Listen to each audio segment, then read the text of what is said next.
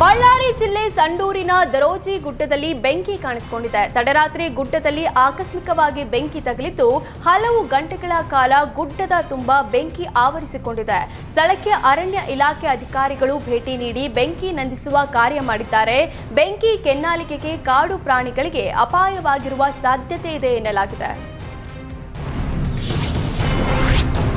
ಕಲ್ಲು ಕ್ರಷರ್ನಲ್ಲಿ ಬ್ಲಾಸ್ಟಿಂಗ್ ವೇಳೆ ಕಲ್ಲು ಬಿದ್ದು ಒಬ್ಬ ವ್ಯಕ್ತಿ ಮೃತಪಟ್ಟಿದ್ದು ಮೂವರು ಗಾಯಗೊಂಡಿದ್ದಾರೆ. ಕೋಲಾರ ಜಿಲ್ಲೆ ಮಾಲೂರು ತಾಲೂಕು ಮಾಕಾರಹಳ್ಳಿಯ ಬಳಿಯ ಕಲ್ಲು ಕ್ವಾರಿಯಲ್ಲಿ ಈ ಘಟನೆ ಸಂಭವಿಸಿದೆ.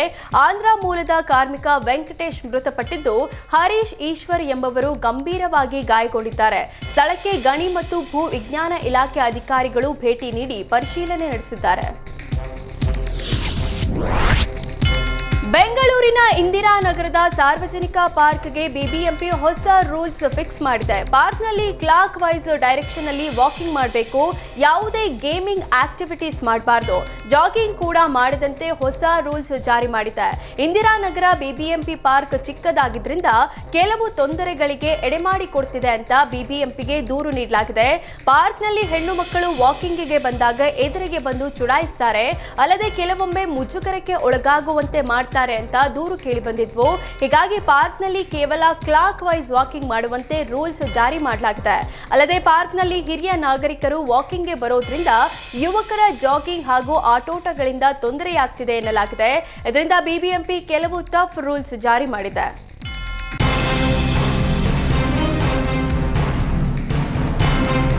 ರಾಜ್ಯ ಸರ್ಕಾರ ಅನ್ನಭಾಗ್ಯ ಯೋಜನೆಯಡಿ ಕೆಲವು ಅಂತ್ಯೋದಯ ಹಾಗೂ ಬಿಪಿಎಲ್ ಕಾರ್ಡ್ ಹೊಂದಿರುವ ಫಲಾನುಭವಿಗಳಿಗೆ ನೀಡಲಾಗ್ತಿದ್ದ ಹಣದ ಬದಲು ಅಕ್ಕಿ ನೀಡಲು ತೀರ್ಮಾನಿಸಿದೆ. ಆದರೆ ಬೆಂಗಳೂರಿನ ಕೆಲವೆಡೆ ರೇಷನ್ ಅಂಗಡಿಗಳಲ್ಲಿ ಅಕ್ಕಿ ಇಲ್ಲ ಅಂತ ಬೋರ್ಡ್ ಹಾಕಲಾಗಿದೆ. ಆಹಾರ ಸಚಿವರು ಫೆಬ್ರವರಿ ಮಾರ್ಚ್ ತಿಂಗಳಲ್ಲಿ ಅಕ್ಕಿ ಒಟ್ಟಿಗೆ ಕೊಡ್ತೀವಿ ಅಂದಿದ್ರು. ಆದರೆ ಈಗ ಬೆಂಗಳೂರಿನ ಕಮಲನಗರದಲ್ಲಿ ಮಾರ್ಚ್ ತಿಂಗಳಲ್ಲಿ ನೀಡಲು ಅಕ್ಕಿಯೇ ಇಲ್ಲ ಅಂತ ರೇಷನ್ ಅಂಗಡಿಯಲ್ಲಿ ಬೋರ್ಡ್ ಹಾಕಿದ್ದಾರೆ.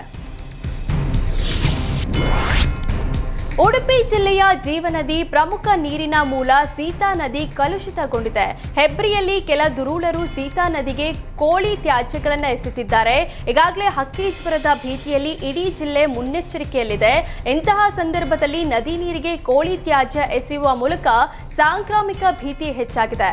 ನದಿಗೆ ಕೋಳಿ ವ್ಯಾಜ್ಯ ಹಾಕ್ತಿರುವ ಕಿಡಿಗೇಡಿಗಳ ವಿರುದ್ಧ ಕ್ರಮ ಕೈಗೊಳ್ಳುವಂತೆ ಜನರು ಆಗ್ರಹಿಸಿದ್ದಾರೆ.